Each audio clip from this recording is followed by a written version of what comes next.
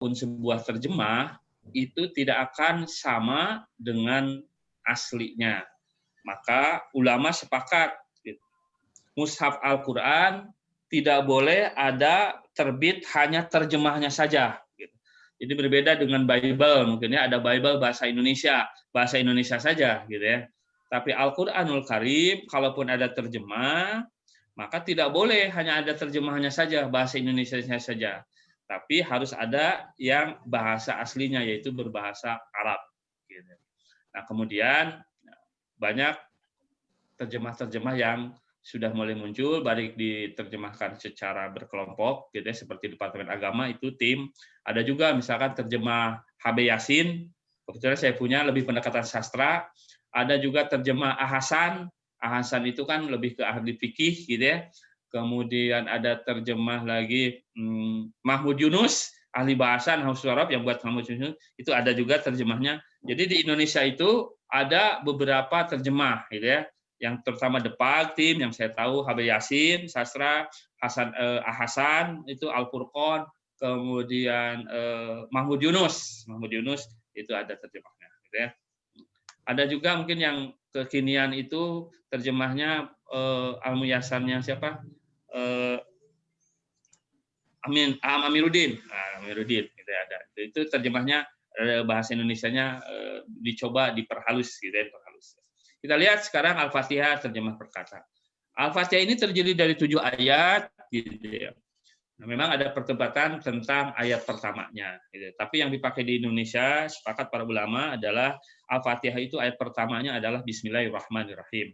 Jadi Bismillahirrahmanirrahim itu, gitu, dalam surat-surat yang lain tidak termasuk ayat, tapi dalam Al-Fatihah itu termasuk ayat pertama. Yang berbeda cara membaca ketika sholat jahar. Jadi Imam Madhab Ahmad bin Hambal termasuk Arab Saudi itu basmalahnya ketika di Al-Fatihah tidak dijaharkan, tapi dibacanya secara sir, tidak dikeraskan. Kalau di Indonesia, di kita gitu ya, yang bermadhab kebanyakan adalah Imam Syafi'i, maka basmalahnya dijaharkan. Bismillahirrahmanirrahim. Dengan nama Allah yang Maha Pengasih lagi Maha Penyayang. Alhamdu, nah, hamdu itu hamdan, gitu, hamdun, gitu ya, itu pujian. Nah, ketika ada alif lam, ma'rifat, maka ditafsirkannya menjadi segala puji. Lillahi, bagi Allah, milik Allah. Rabbil, Rabb, Tuhan. Nanti kita bahas, gitu ya, Rabb itu. Kemudian al-alamin, Tuhannya alam semesta ini, yaitu seluruh alam semesta. Nah, kita diajarkan oleh Allah Subhanahu wa taala dalam Al-Qur'an itu minimal 17 kali kita mengucapkan alhamdulillah. Segala puji bagi Allah. Apa sih hikmahnya? Ternyata hikmahnya sampai sekarang yang namanya manusia itu senang dipuji, pujian, bahkan ujungnya bisa berakibat kepada riya, yaitu beramal karena ingin dipuji orang. Nah, ketika orang beramal ingin dipuji orang, itu sudah termasuk kepada syirik kecil, gitu ya, syirkul asghar. Tapi syirkul asghar juga dosanya adalah besar. Nah, padahal pada saat sholat kita menyatakan bahwa pujian itu, semua puji adalah milik Allah. Jadi bagaimana kalau ada yang muji kita, muji anak kita, muji apapun tentang kita atau saudara kita, keluarga kita, jangan sampai lupa kita mengucapkan alhamdulillah. Segala puji milik Allah. Boleh dipanjangkan alhamdulillahi Rabbil Alamin. Karena Rabbil Alamin ini menjadi keterangan pelengkap dari Allah ini. Jadi segala puji milik Allah. Siapa Allah itu? Nah, Allah itu adalah Rabbil Alamin, Tuhan semesta alam. Ar-Rahman, Ar-Rahim, yang Maha Pengasih, yang Maha Penyayang. Diulang lagi ya, setelah di basmalah disebutkan, di sini diulang lagi. Jadi ini 1, 2, 3, Gitu ya. Ini adalah sifat dari Allah Subhanahu wa taala. Gitu ya. Allah itu adalah Tuhan semesta alam, Allah itu Maha Pengasih, Allah itu Maha Penyayang, Maliki Yaumiddin. Allah itu yang menguasai alam semesta ini, Raja yang menguasai hari pembalasan. Sini, Malik, Maja. Nah, Malik. Kemudian setelah Allah memperkenalkan dirinya, Allah juga mengajarkan kepada kita bahwa hanya kepada Allah kita beribadah dan hanya kepadanya kita mohon pertolongan. Iyyaka na'budu wa iyyaka nasta'in. Nah, kalau kita baca Al-Fatihah, langsung kita baca dengan surat An-Nas ujung ke ujung. Surat ke-1 dan surat ke-114. Maka kita akan menemukan sambungannya. Di sini alhamdulillahirabbil alamin. Dalam surat An-Nas qul a'udzu birabbin nas, rabbin nas gitu. Kemudian malikin nas. Kalau di sini ar-rahmanir rahim, maliki yaumiddin. Nah, Malik gitu. Kalau di sana di Anas malikin nas. Kemudian kalau di Anas ilahin nas. Kalau di sini iyyaka na'budu wa iyyaka nasta'in. Jadi dalam kajian akidah, maka ada akidah rububiyah, gitu. Ada akidah mulkiyah, gitu ya. Ada akidah uluhiyah penyembahan. Karena bisa jadi orang mengakui Allah sebagai pencipta, tapi tidak mengakui Allah sebagai raja yang mempunyai hukum, yang mempunyai aturan. Bahkan dia mengatakan bahwa Tuhan itu adalah Allah, tapi dia tidak mau menyembah hanya kepada Allah, ilahin. Iya karena na'budu wa iyyaka nasta'in. Ihdina, tunjukkan kepada kami as-siratal mustaqim, jalan yang lurus. Siratal ladzina an'amta alaihim, jalan orang-orang yang engkau beri nikmat alaihim atas mereka, ghairil maghdubi, bukan orang-orang yang dimurkai. Nah, dalam tafsir orang yang dimurkai itu adalah golongan orang-orang Yahudi. Gitu. Jadi jangan sampai kita mengikuti jalannya orang-orang Yahudi. Walaupun sekarang suka tidak suka, mau tidak mau, sistem perekonomian sudah dikuasai oleh Yahudi, yaitu sistem ekonomi perbankan, gitu ya, perbankan konvensional. Itu kan katanya, gitu ya, dikembangkan oleh orang-orang Yahudi sistemnya.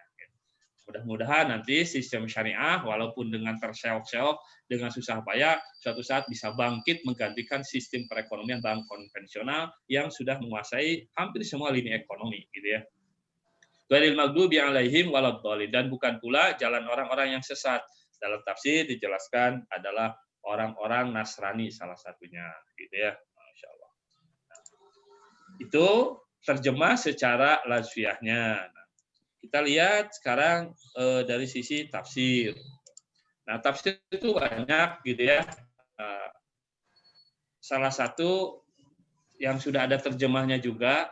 Jadi tafsir itu yang paling dasar biasanya memulai belajar tafsir itu tafsir Jalalain atau tafsir Ibnu Abbas. Kalau tafsir Jalalain itu lebih ke memperpanjang kalimat, memperjelas kalimat, gitu. Jadi pendek, gitu. Hanya 2 jilid, malah jangan dibuat 1 jilid, gitu ya. Nah, kemudian tafsir Al-Muyassar itu termasuk tafsir yang kekinian baru, gitu ya, disusun oleh ulama-ulama Saudi. Itu ada 4 orang pengarangnya, Hikmat Bashir, Hazir Haidar, Mustafa Muslim, Abdul Aziz, dan sudah ada terjemahnya.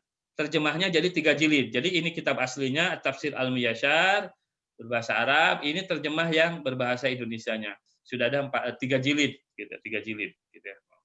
Nah, Bismillahirrahmanirrahim. Suratul Fatihah sumiyat hadis surah bil Fatihah. Nama dari surat ini dinamai surat Al-Fatihah li'annahu yuftatahu bihal Qur'anul Azim. Karena dibukalah Al-Qur'an itu dengan surat Al-Fatihah ini. Waktu sama Al-Mathani. Nah, nama Al-Fatihah ternyata ada nama lain. al-mathani, ya, diulang-ulang. Li'annaha tuqra'u fi kulli raq'atin walaha asma'un ukhar, gitu ya. Karena dia dibaca tiap kali rakaat sholat, maka dinamakannya dengan nama yang lainnya, namanya al-musanna, gitu ya, diulang-ulang. Tadi qira'at al-Quran, kita memulai membaca Al-Quran, Bismillahi, dengan nama Allah, musta'inan bihi, sebagai bentuk pertolongan gitu, kepada Allah, gitu ya, yaitu yang menguasai gitu ya, alam semesta ini, tabaraka wa ta'ala, al-ma'budu bihaqqin duna siwahu, yang diibadahi dengan hak, gitu ya, dan tidak boleh beribadah kepadanya. Wa huwa akhassu asma'ullahi ta'ala, dan itu adalah merupakan asma khusus kepada Allah Subhanahu wa taala. Wala yusamma bihi ghairu subhana, dan tidak boleh dinamai selainnya dengan nama itu. Tidak boleh ada manusia menamai Allah, gitu ya. Allah itu sudah nama zat, gitu ya. Nggak boleh ada yang memakai nama itu, gitu ya. Insyaallah. Nah, kalau yang lain-lain dari sifat-sifatnya boleh. Misalkan Rahman, tapi tidak boleh sebetulnya nama orang namanya Pak Rahman. Harusnya Pak Abdurrahman. Cuman masalahnya nama aslinya si Abdurrahman. Ditulisnya Abdurrahman, tapi orang suka memanggil Pak Rahman. Sebetulnya kalau benar-benar secara kajian akidah bahasa, mestinya tetap saja dipanggilnya Pak Abdurrahman, hamba Allah yang Maha Pengasih. Atau misalkan Pak Rohim, sebetulnya bukan Pak Rohim, Pak Abdurrahim, hamba yang. Jadi kalau nama memakai nama Asmaul Husna, di depannya harus pakai abdu, hamba. Boleh Allah dipakai nama, tapi depannya Abdullah, hamba Allah. Abdurrahman, hamba yang Maha Rahman. Ar-Rahim, hamba. Abdurrahim, hamba yang Maha Rahim. Gitu ya, insyaallah. Nah, kita masuk ke Alhamdulillahirabbil alamin. As-sana'u, pujian Allahi bisifatihil lati kulluha awsafu kamal, yang merupakan sifat-sifat kesempurnaan. Nah, Allah itu maha sempurna, kita itu tidak sempurna. Maka ketika dipuji itu adalah milik Allah Subhanahu wa taala. Kalau ini insyaallah saya mau menyampaikan Ar-Rahman udah. Ar-Rahman itu Maha Pengasih, Maha Penyayang di dunia dan di akhirat. Ar-Rahim, Maha Penyayang kepada orang-orang yang beriman saja di akhirat. Maliki yaumiddin. Nah, ini. Iyyaka na'budu wa iyyaka nasta'in. Inna nakhussuka wahdaka bil ibadah. Jadi kita harus menghususkan ibadah itu kepada Allah. Wa nasta'inu bika wahdaka fi jami'i umurina. Bahkan kita menggantungkan segala urusan itu kepada Allah. Apa bukti amalnya? Nah, bukti amalnya sebagai kita menggantungkan segala urusan itu kepada Allah, ketika kita merencanakan sesuatu, menjanjikan sesuatu, tidak ketinggalan mengucapkan insya Allah. Jika Allah berkehendak. Gitu. Jika Allah menghendaki apa yang kita rencanakan terjadi, maka bisa terjadi. Dan hati-hati menyebut insya Allah, itu harus insya Allah. Tidak boleh insya Allah. Kalau insya Allah, sa'a, jelek, buruk artinya. Jadi kalau insya Allah jika Allah berkehendak, kalau insya'a jika Allah buruk, jika Allah jahat, gitu ya. Jika Allah tidak berkehendak, gitu ya. Nah. Pernah ada tulisan yang benar tuh pakai SY atau SH. Nah, itu mah tergantung transliterasi Indonesia gitu ya. Sya yang ada titik tiganya apakah ditulis dalam bahasa Indonesia SY atau SH gitu ya. Pengucapannya yang jelas pengucapannya harus sya gitu ya. Insya Allah. Nah, ini sebagai bentuk bahwa ketika kita mengatakan iya karena berdua iya karena nasta'in, beribadah kita hanya kepada Allah dan hanya kepada Engkau kami menggantungkan segala urusan, meminta pertolongan. Di samping tentunya diawali dan diakhiri segala sesuatu dengan doa. Gitu ya. Ihdinas siratal mustaqim. Oh ya, nah di sini mau sedikit mentadaburi ayat ini tuh maksudnya dalam konteks ini. Iyyaka na'budu. Nah, kan kalau dalam bahasa Arab, nah ini Itu asalnya dari nahnu. Kepada engkau kami menyembah dan kepada engkau kami mohon pertolongan. Dalam bahasa Arab sebetulnya bisa aja iyyaka a'budu wa iyyaka asta'in. Kenapa di sini memakai kata na? Nah, pelajarannya adalah ini kan Al-Fatihah itu spesialnya dibaca di dalam sholat. 17 kali dibaca dalam sholat, bisa berkali-kali ketika sholatnya banyak. Dan kita diajarkannya adalah untuk na'budu. Nah, maka penghambaan kita ibadah kepada Allah kita adalah tidak sendiri-sendiri sebetulnya. Sangat didorong untuk bersama-sama. Jadi pengabdian kepada Allah disukai adalah secara berjamaah. Sampai-sampai kalau sholat sendiri itu cuma 1 derajat, maka sholat berjamaah 27 derajat atau dalam tafsir 27 kali lebih baik daripada sholat sendiri. Kenapa? Nah ini dalam ibadah itu iya karena abudu wa iya karena nasta'in. Ini salah satu hikmahnya. Jadi kita suruh beribadah itu secara bersama. Maka di antara sunnah Rasul yang harus dijaga adalah sholat berjamaah. Walaupun sekarang ya musibah luar biasa ya, sholat berjamaah tidak boleh dibuat safnya rapat. Padahal termasuk yang dianjurkan ketika sholat berjamaah, rapatkan barisannya dan luruskan barisannya. Sekarang jadi harus jaga jarak gitu ya, beberapa masjid gitu ya. Walaupun beberapa masjid ada juga yang menerapkan tidak usah jaga jarak gitu ya. Nah, tapi ya bagaimanapun juga karena ada fatwa MUI-nya, maka beberapa masjid melaksanakan jaga jarak gitu ya. Nah, ada sesuatu sunnah yang tertinggalkan ketika kita sholat jamaah tidak dirapatkan. Asal dengan fatwa para ulama, mudah-mudahan Allah mengampuni kita semuanya, gitu ya. Ya mungkin itu dulu sebagai pengantar, gitu ya, Insya Allah. Saya belum punya tafsir muyasar bahasa Indonesianya, gitu ya. Mungkin mudah-mudahan nanti bisa, gitu ya, yang bahasa Indonesianya biar terjemahnya lebih bagus dan lebih mudah dipahami, gitu ya, Insya Allah. Mungkin itu dulu sebagai pengantar permuka Al-Fatihah, gitu ya. Biar nggak terlalu banyak satu arah. 15 menit lagi mangga bila ada diskusi atau ada yang mau disampaikan. Bagus, Badatul Maros. Kan Mangga. kadang suka ada yang imam yang di dalam surat Al-Fatihah itu Ar-Rahman Ar-Rahim itu kan ada tasdid ya, tapi kadang sering tidak benar gitu ya, Ar-Rahman Ar-Rahim. Nah itu maknanya berubah nggak gitu ya. Terus juga yang keduanya itu yang sering saya perhatikan tuh iya karena bodua iya tasjidnya yang lupa gitu ya. Nah, itu lupa juga berubah nggak maknanya? Iya ya. Nah kalau yang Ar-Rahman Ar-Rahim mungkin perlu di ini ya belum tahu ya di mana. Tapi kalau iya kak itu maknanya berubah memang harus ada iya kak. Tidak boleh baca iya kak itu apa yang pernah dibahas lupa saya namanya. Ada ininya berubah maknanya harus iyyaka na'budu tapi nggak boleh juga sebetulnya diputus begini iyyaka na'budu. Nah kalau iyyaka na'budu berarti di sana seolah-olah ada hamzah. Jadi gini iyyaka na'budu tetap aja nyambung gitu ya Nah, yang diperhatikan itu di iyyaka. Kalau iyanya tidak pakai tasdid itu maknanya berubah. Cuma saya lupa apa ya ada maknanya gitu ya.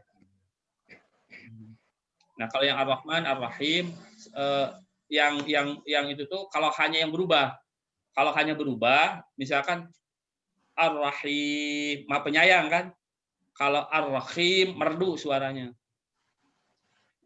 Berubah maknanya. Nah, yang gitu-gitu sebetulnya yang sensitif tapi jadi kesalahan dalam membaca Al-Quran itu ada yang kesalahannya tidak sampai merubah makna seperti idgham, idhar, ikhfa itu tidak langsung berubah maknanya. Nah, tapi tetap harus dijaga. Tapi kalau berubah huruf, tertukar huruf itu suka berubah maknanya. Tertukar huruf. Kemudian panjang pendek. Panjang pendek itu berubah maknanya, panjang pendek gitu ya. Yang sering ketukar Jadi yang harus hati-hati. Yang sering ketukar lagi tuh ini Inna apa yang nakal pasal bika wanhar dengan wanhar. Itu kan Aha. juga berubah. Iya, nah wanhar, nah, ya, wanhar. Iya. Ya, jadi berubah huruf memang berubah gitu. Kemudian wala saufa yarda dengan wala saufa yarda itu berubah maknanya. La dengan pendek dengan panjang berubah maknanya, gitu ya. Insyaallah. Tapi gini, kalau imam salah, makmum mendengar kesalahan imam, kalau dia bisa betulkan ya dibetulkan, kalau tidak bisa dibetulkan, maka kesalahan itu tidak menjadi tanggungan makmum, tetap saja menjadi tanggungan imam kesalahan itu. Gitu ininya. Makanya tidak ada cerita orang berebut jadi imam gitu ya. Udah susah berat gitu ya jadi imam gitu ya. Kalau kesalahan makmum imam harus mengingatkan, tapi kalau kesalahan imam tanggung sendiri gitu ya. Walaupun makmum bisa mengingatkan, tapi kan kalau dalam bacaan Quran kalau salah mah susah dibetulnya. Kalau lupa bisa diingatkan. Kalau lupa bisa diingatkan, tapi kalau salah kan langsung aja gitu ya. Enggak, Bagus, tapi pangintennya terkait enggak. kalau saya nuju pas dina Al-Fatihah dikaitkan tadi sareng naon salat berjamaah ini nyambungkan upasa tadi gitu nya anu hiji sok kecawas ke ciwis teh abdi ge rada galau ieu nya Pak Agus upami imam tos ngarengsekeun lapan naon Al-Fatihah gitu nya Pak Agus mum ngiring naon maca deui Al-Fatihah tanapi henteu hiji eta gitu nya. Kedua terkait dengan eta ge ngawas tanapi henteu kadang-kadang itu tadi si imam teh misalna mah kieu surah abdi teh naon ngalapakeun Al-Fatihah teh aya nu lepat terutama dina tadi iya karena dua iya gitu nya. Ieu teh sok menang dua imam nu hiji leres persepsi abdi gitu nya anu hiji deui terutama anu barudak lah gitu nya tara panjang iya na teh iya kana dua iya gitu tah kabeh teh jangan ragu upami begitu si imam ieu diragukeun tadi rengse ngawacan Al-Fatihah tah abdi mah sok begitu mah tos amin abdi teh Al-Fatihah we lah macakeun gitu. Tapi area anu imam leres nabi mah sok pas Al-Fatihah teh cari we kita ngadangukeun surat pendek nah gitu. Tah nu leresna nu mana bagus. Ya. Ya, tentang makmum membaca lagi Al-Fatihah di belakang imam di sholat jahar itu memang ikhtilaf gitu ya. Itu dalam kitab Madzhabul Arba'ah gitu, kitab yang dibahas oleh 4 mazhab itu memang tidak selesai-selesai karena memang dari awalnya sejak zaman dulu gitu ya sampai terjadi ada 4 mazhab dalam fikih gitu ya. Artinya mana yang lebih meyakinkan kita, lebih menenteramkan kita, itulah yang dipakai. Apakah kita membaca lagi gitu ya di kalangan Nahdiyin gitu ya, kalau ngaji di Nahdiyin, Nahdlatul Ulama itu baca lagi gitu ya. Tapi kalau di kalangan Persis gitu ya, Persis itu tidak baca lagi. Masing-masing ada dalilnya gitu ya. Misalkan dalilnya tentang la sholata liman lam yaqra bi Fatihatil Kitab. Tidak ada sholat bagi orang yang tidak membaca Al-Fatihah gitu ya. Nah, kemudian kalau yang tadi yang mengatakan bahwa berjamaah ataupun sholat tetap baca, hadis itu tetap dipakai. Nah, kalau misalkan yang nggak baca, pakai dalilnya adalah bahwa dikecualikan ketika sholat berjamaah karena bacaan imam itu didengarkan oleh makmum dengan ayat Quran wa idza quri'al qur'anu fastami'u lahu wa ansitu. Apabila dibacakan Quran kepada kamu kan suruh dengar dan diam gitu. Ada unsur dengarkan dan diam, artinya ya dengar menyimak, tidak sambil membaca Al-Fatihah. Nah, itu dua-duanya ya enggak ini ya, tetap mangga mau yang mana karena dua-duanya juga mempunyai dalil yang cukup panjang lebar gitu ya. Nah, terkait dengan imam yang menurut makmum ada kesalahan, nah sebetulnya kriteria menjadi imam itu salah satunya ketika bacaan Qurannya paling bagus di antara jamaah yang ada. Sehingga makmum tidak bisa menyalahkan imam. Dalam pengertian si ilmu imamnya lebih gitu ya, ada pengetahuan tentang bacaan Qurannya. Jadi kriteria aqra'uhu. Nah, bagaimana kalau ini sudah kejadian? Nah, memang kewajiban dakwah itu menjadi kewajiban semuanya dengan berbagai strategi. Kalau memungkinkan kita yang langsung mengasih tahu, langsung kasih tahu. Tapi Islam mengajarkan etikanya tidak mempermalukan. Ya. Artinya kita bisa mencari waktu dan tempat dia untuk ngasih tahu. Abdi mah kantos.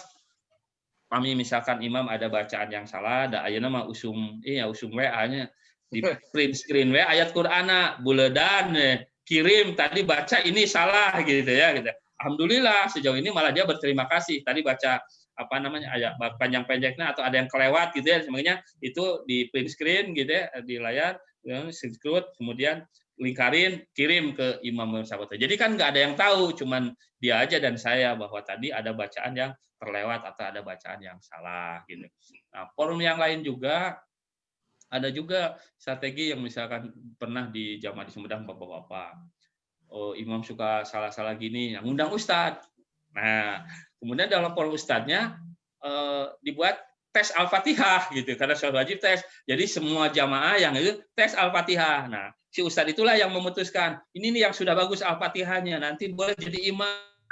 Ini Al-Fatihahnya masih kurang bagus, jangan jadi imam. Nah, jadi yang memutusnya bukan kita, tapi ustadz yang dipercaya, gitu ya, yang ditokohkan, gitu ya, yang disegani, kemudian diundang, gitu ya. Nah, itu juga strategi berdakwah. Jadi bisa kita japri personal, bisa juga kita menggunakan forum supaya yang lain juga tahu sebetulnya siapa yang paling pantas jadi imam.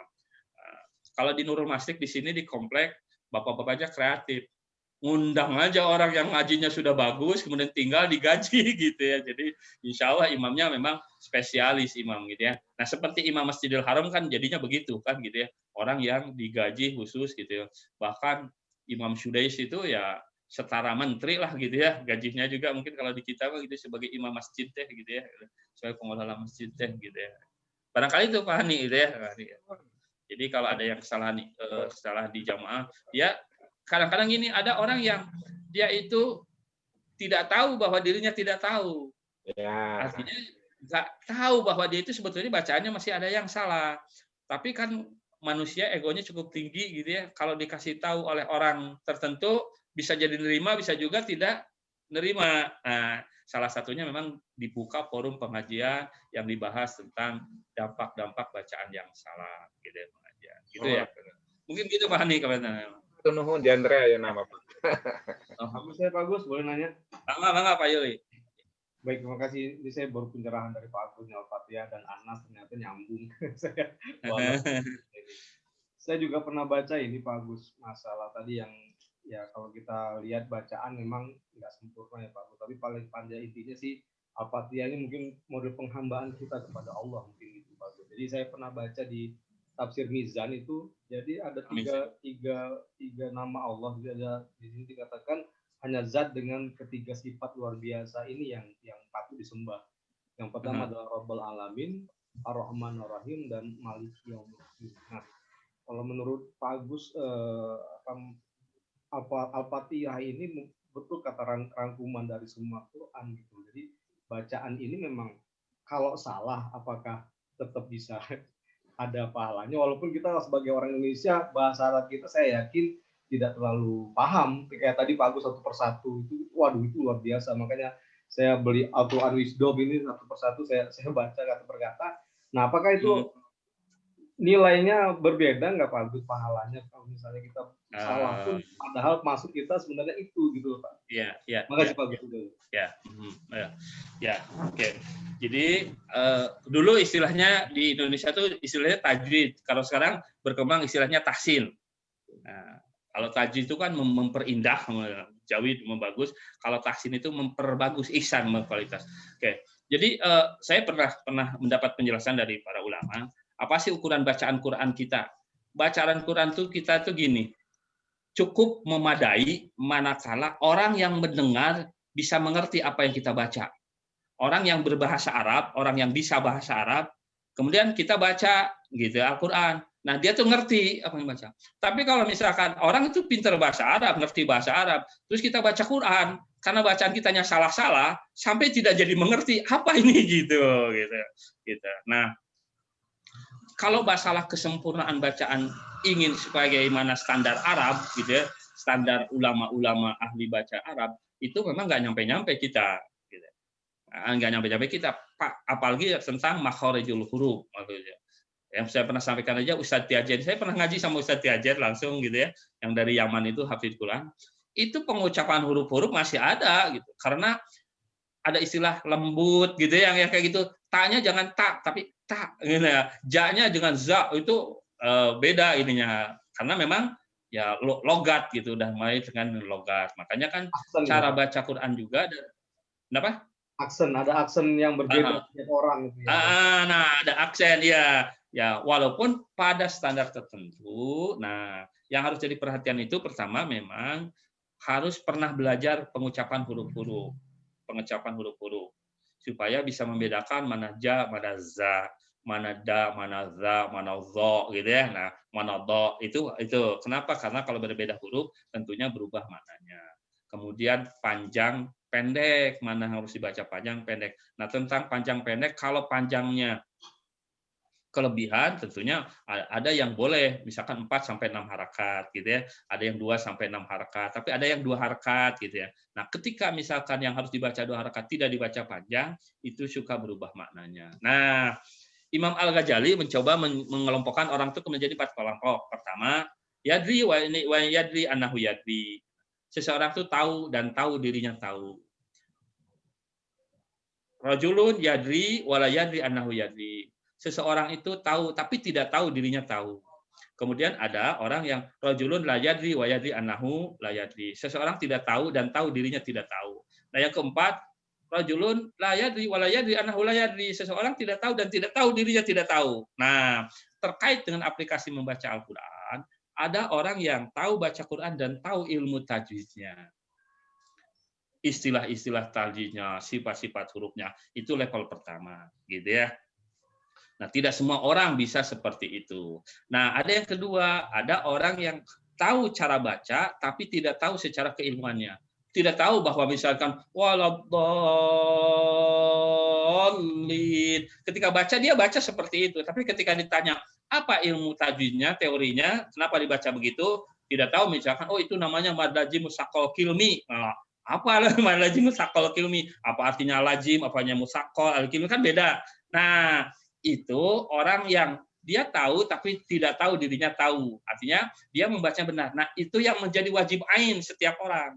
Jadi ketika baca Quran, walaupun tidak tahu teori ilmu tajwidnya, wajib mempraktekkan membacanya benar gitu. Walaupun tidak wajib ain tentang teori tajwidnya, istilah-istilahnya. Nah, ada orang yang ketiga, yaitu orang yang tidak tahu tapi tahu dirinya tidak tahu, sehingga terus-menerus mencari tahu. Nah, itulah yang masuk kepada hadis khairukum man ta'allamal Qur'an wa 'allamahu. Sebaik-baik orang adalah orang yang belajar dan mengajar Al-Qur'an. Jadi, Al-Qur'an itu harus terus-menerus belajar. Itu sebagai bukti bahwa kita sadar bahwa masih banyak yang belum kita ketahui. Tahu diri kita tidak tahu. Nah, yang bahaya itu yang keempat memang. Tidak tahu dan tidak tahu dirinya tidak tahu. Eta jadi sok tahu gitu. Celengkeung ngaji tarik di lagu-lagu padahal salah-salah. Nah, itu. Jadi terkait dengan pertanyaan Pak Yuledi tadi, bagaimana pahalanya? Tentunya ketika membaca Al-Qur'an gitu, ada level-levelnya. Ada yang sebatas tilawah saja, membaca saja. Itu mempunyai keutamaan, bahkan terbata-bata bacanya, itu mempunyai keutamaan 2 kali bacanya mendapat pahala. Nah, kalau misalkan baca, kemudian mengerti, bahkan mengamalkannya, itu mah levelnya bersama para malaikat yang mulia gitu ya.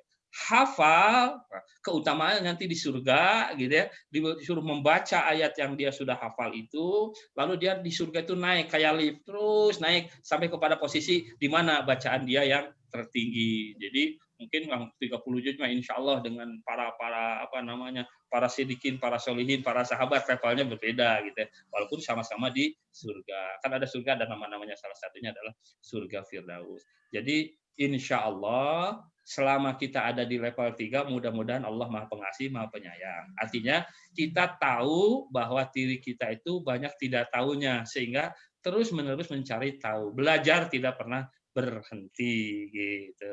Dan kalau ada yang ngasih tahu ada kesadaran gitu ya. Jadi insya Allah Al-Fatihah ini insya Allah Pak Yuli terus ke Makkah Pak Yuli Belum, Pak. Nah, insya Allah niatkan kalau ke Makkah nanti disetorkan bacaan Al-Fatihahnya ke ulama Syekh Makkah di sana gitu ya. Di Makkah, di Madinah itu suka ada ngariung gitu ya lingkungan, nanti dia suka manggil gitu ya. Atau kita yang mendekat, itu kita suruh baca Quran, sama dia dikoreksi, dibenerin gitu ya. Itu ada kenikmatan tersendiri gitu ya. Oh, Al-Fatihah saya sudah dites di Masjidil Haram, di Masjid Nabawi. Banyak juga yang nggak mau, nggak berani gitu ya. Padahal nggak apa-apa kan gitu ya, biar kita didengar langsung oleh Syekh yang memang sehari-harinya berbahasa Arab, tinggal di sana, bahkan di Masjidil Haram atau di Masjid Nabawi. Termasuk juz 30. Mau 1 juz, mau setengah juz, nanti Pak Tarlani istorkan gitu ya. Pak Indra istorkan juz 29-nya di Masjidil Haram. Itu biasanya gini, duha, bukan pulang dulu pada subuh. Nah, waktu duha balik lagi ke masjid, banyak pengajian-pengajian gitu. Jadi dari subuh nanti kan sholat suruk gitu ya, pulang dulu sarapan ke masjid lagi. Itu banyak halakoh Quran gitu ya, halakoh ngelingkar gitu ya. Nah, itu ada gitu, dan mereka suka ada penulis gitu ya, ada ustaz-ustaznya gitu ya. Walaupun sekarang kalau umrah dibatasi ya, hanya 18 tahun sampai 50 tahun. Waduh, sudah lewat gitu ya. Nah, yang usianya 18 sampai 50 tahun kesempatan ini berkurang saingannya. Yang di usia di atas 50 tahun kan tidak boleh dulu untuk umrah di saat-saat ini gitu ya. Mudah-mudahan kalau ke tanah suci itu harus sampai nangis kayaknya mah hoyong nanti insya Allah. Kalau udah sampai nangis pinginnya, Allah berikan undangannya dengan cara yang tidak dikira-kira. Tapi namun misalkan hoyong nanti baru pingin ke Mekah, belum sampai kepada keinginan yang terbayang-bayang, beda lagi. Gitu. Insya Allah jalannya mah sekedar penghela harta sekian puluh juta gitu, bisa dari arah yang tidak dikira-kira gitu ya. Insya Allah gitu ya. Dan untuk acan mudah-mudahan tiasa gitu ya. Terima kasih Pak Yuli. Mungkin itu Pak Yuli gitu komentarnya. Bagus. Ya, sudah jam 7. Sudah jam 7 cukup dulu ya. Mudah-mudahan kita bisa istiqomah. Jadi bagaimanapun juga itu tadi yang mendorong kita adalah mudah-mudahan kita termasuk kepada khairukum man ta'allamal Qur'an wa 'allamahu. Sebaik-baik kalian adalah orang yang proses belajar mengajar Al-Qur'an. Apalagi masih belajar keneh gitu ya, masih belajar terus belajar. Tapi ini kan kebersamaan saja gitu ya, saling mengingatkan, saling memotivasi, saling mendorong, dan mudah-mudahan Allah melimpahkan keberkahannya gitu ya. Mohon gitu Pak Ani, Pak Lutfi, Pak Indra, Pak Yul, Pak Dudi, Pak Tarlani. Mangga diuikan ke Pak Satori sebagai hostnya. Mangga Pak Satori. Assalamualaikum warahmatullahi wabarakatuh. Assalamualaikum warahmatullahi wabarakatuh. Teman Pak Gus,